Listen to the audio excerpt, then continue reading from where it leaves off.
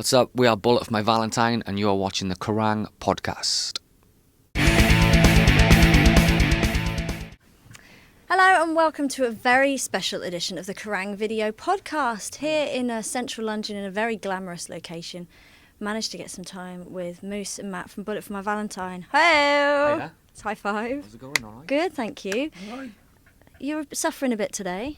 A little bit, yes. Do you want to explain to the Kerrang viewers why this is? Album playback parties and free beer. Okay, so last night a few people were a select few people treated to a playback of the new album Fever in central London. Can you kind of explain what went down and give us an insight?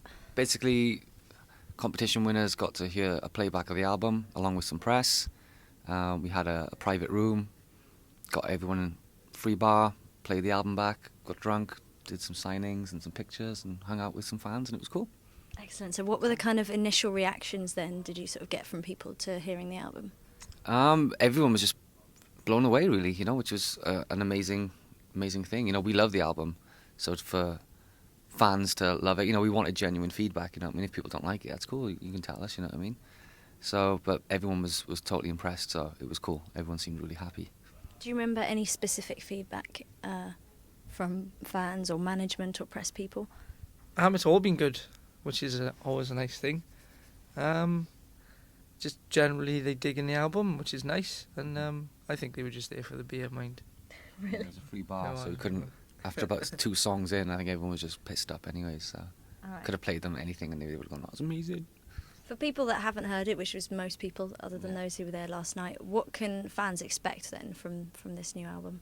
It's hard to explain, really, isn't it? It's classic signature Bullet, but it just sounds really mature and fresh and good. I can't really explain it, It's if you liked Screaming Fire and The Poison, it's just going to blow your mind, you know what I mean? Because it's everything those two albums fucked. It would be this album. Okay. That's incredible. Yeah. So if they made Sweet Consenting Love, this would be their child, or this would be the soundtrack to the two, or this would be... This would be the child of the two. Right. It's just a great album. But the biggest difference, I think, is going to get people's attention is the vocal performance, really, because it's such an improvement from everything they've done in the past, especially Screaming Fire for obvious reasons. So yeah, I think if you're a Bullet fan, you're going to adore this record because it's 100% us.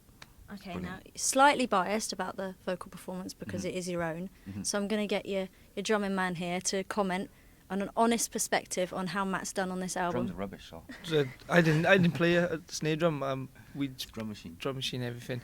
No, it was great. I mean, the band took a step back on this one.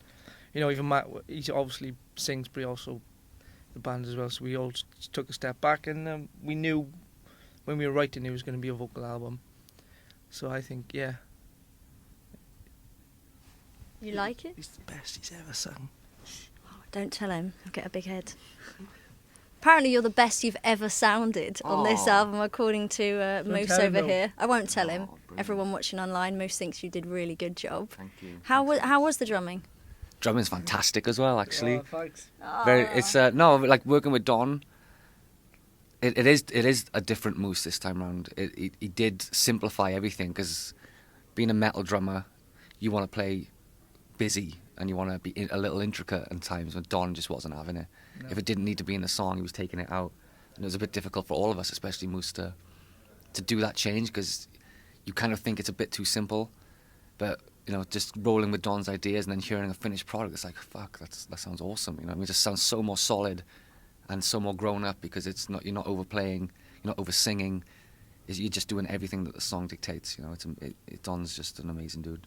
In light of that, then, in light of the songs being a little simpler and more powerful, do you think when you're playing them all live in the middle of a set alongside older Bullet tracks that are a bit more complicated, it's going to be a sort of welcome break, a little like a service station. Yeah, it's going to be because we're going to be opening with one of the singles live, so it's going to be, instead of going out and opening with like Screaming Fire, which is probably the fastest track we've ever done, we're opening with a slower track, but it's heavier because it is slower and it's a lot better, which is going to be nicer because we're aging.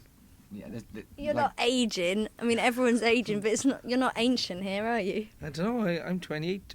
You're 20. I'm 28. 29 29 in June. in June. So I'm getting on now. Padge is 45. No way. I heard Jay's 53. It's true. Yeah. It's true. Jay looks the youngest, doesn't he? But I'm the youngest. Oil of Ulay. Other creams are available. Anyway, thank you very much for chatting. Welcome. Looking forward to hearing the new tracks live. What's the sort of UK's first opportunity? Is that going to be Download Festival? Proper show, yeah. We've got this secret show coming up in a couple of weeks on day of release, which is just going to be an really intimate, super fan only affair. And then, yeah, Download Festival is our first proper headline UK performance of the year. Yeah. Right, well, thank you very much for chatting. Welcome. Lovely to see you. Lovely to see you.